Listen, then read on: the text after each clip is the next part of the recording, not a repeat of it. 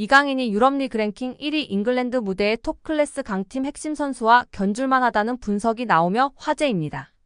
프랑스 리그앙 파리 생제르맹은 2023년 8월 마요르카에 2,200만 유로 약 328억 원을 주고 이강인을 데려와 2027년도 시즌까지 연봉 727만 유로 약 108억 원 및 5년 총액 3,635만 유로 541억 원 계약을 맺었습니다.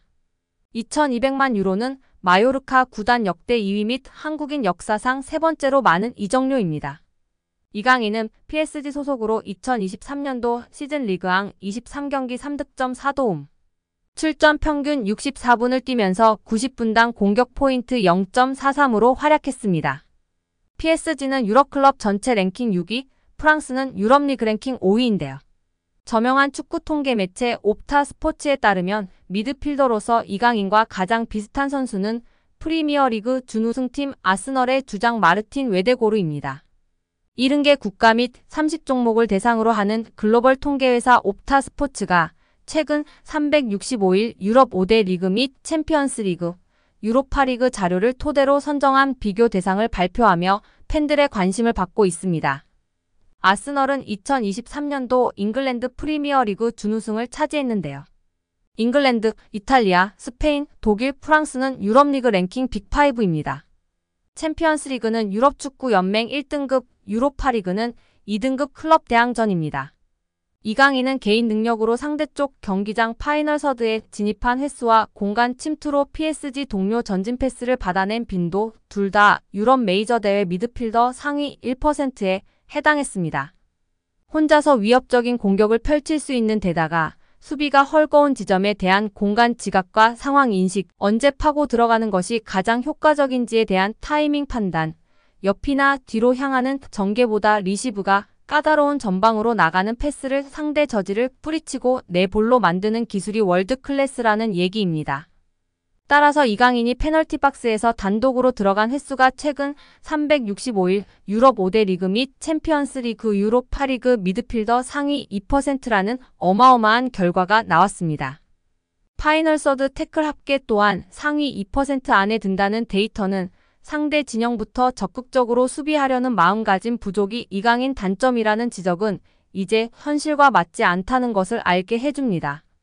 파리 생제르맹은 2023년도 시즌 프랑스 리그앙 우승, 프랑스 슈퍼컵 우승, 프랑스 축구협회 컵대회 우승, 유럽축구연맹 챔피언스리그 4강 등 좋은 성적을 냈습니다. 이강인은 라이트 윙, 레프트 윙백, 중앙 미드필더, 폴스 9 등 서로 다른 5개 포지션에서 공격 포인트로 골에 관여한 것이 인상적입니다. 공격형 미드필더까지 전술적인 요구나 선수단 상황에 따라 5가지 역할을 소화하며 파리 생제르맹에 헌신했다는 평가입니다. 리그앙 포지션별 출전 비율을 보면 모든 부문이 8% 이상입니다. 급하게 잠깐 맡은 정도가 아니라 감독 이하 코치진이 진지하게 다양한 임무를 부여하고 실행을 요구했다고 볼 수 있습니다. 출전 및 결장 대비 90분당 득실차 6위 역시 주목할 가치가 충분한 기록인데요. 이강인이 뛸 때의 긍정적인 효과 및 벤치를 지키거나 명단에서 제외될 때 부정적인 영향을 합산하면 리그앙에서 6번째로 존재감이 큰 선수였다는 얘기입니다. 이강인과 같은 통계를 보인 마르틴 웨데고르는 지난 시즌 잉글랜드 프로축구 선수협회 프리미어리그 베스트 11 및 유럽축구 간행물협회 올해의 팀에 잇따라 이름을 올리며 능력을 인정받은 선수입니다. 또한 2년 연속 아스널 구단 선정 MVP로 뽑혔습니다. 기량적으로 직전 1년 제일 유사한 빅리그 선수가 마르틴 웨데고르인 것은 충분히 기분 좋은 칭찬으로 볼 수 있습니다. 세계적인 강호 PSG에서 앞으로도 꾸준히 빛난다면 이강인은 여러 개인 수상을 통해 기량뿐 아니라 국제적인 입지 역시 비교될 날이 올 것 같은데요. 앞으로도 부상 없이 맹활약하길 기대하고 응원하겠습니다. 여기에 주민규와의 단독 인터뷰가 화제가 되고 있는데요. 다양한 이야기 속 이강인 선수와 관련한 일화가 화제가 되고 있습니다. 주민규는 지난 3월 북중미 월드컵 아시아 지역 2차 예선을 앞두고 33세 333일이라는 나이로 국가대표 최고령 최초 발탁 기록을 썼습니다. 앞서 지난 6일 싱가포르전에서는 34세 54일 나이에 데뷔골을 터뜨리며 관심을 한몸에 받기도 했습니다. 그는 주변서 2026 북중미 월드컵도 가야 하지 않느냐고 말한다. 물론 마음속엔 있을지라도 생각하지 않으려고 한다.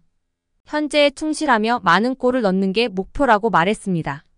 그런가 하면 주민규는 대표팀 합류 당시 주장 손흥민을 비롯해 조현우, 엄원상 등 동료들의 도움이 컸다고 말했습니다. 내가 낯을 많이 가린다.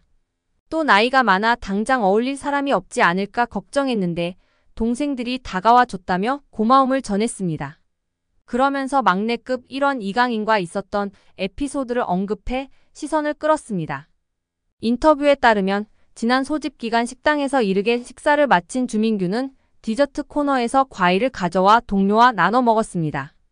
그때 이를 바라본 대표팀 선배 이강인이 주민규에게 형이 나이 가장 많은데 왜 과일을 직접 떠오느냐며 웃었고, 이에 주민규가 내가 나이가 뭐가 중요하냐. 나중에 너도 나이 들면 형처럼 하라고 했다고 말한 것으로 알려졌습니다. 해당 일화를 전하며 주민규는 강인이나 다른 동생들이 먼저 장난도 건다. 처음엔 나도 조심스러워했는데 생각보다 다들 순수하고 좋더라고 덧붙였습니다. 이강인 선수가 본 바로는 나이가 많은 선수는 직접 과일을 떠오지 않는 문화였는데 주민규 선수가 직접 과일을 떠오는 모습에 웃으며 이야기를 한 것 같습니다. 그리고 주민규 선수는 이강인 선수나 다른 동생들이 친밀하게 먼저 장난도 치며 다가와 주고 대화를 나누고 지내다 보니 다들 순수하다며 대표팀의 분위기를 전해주었습니다. 한편 주민규 선수는 앞으로의 계획에 대해서도 언급했는데요. 그는 매체에 40살까지 하고 싶다며 축구 자체를 정말 좋아한다. 한계를 두지 않고 도전하고 싶다. 은퇴하더라도 축구할 것 같다. 누군가는 은퇴하면 질려서 안 한다는데 50대가 돼서도 조기 축구회에 나가서 할 것 같다고 말했습니다. 현지 보도에 따르면 PSG는 지난달 익명의 PL 클럽으로부터 이강인에 대한 제안을 받았으나 이를 거절했습니다.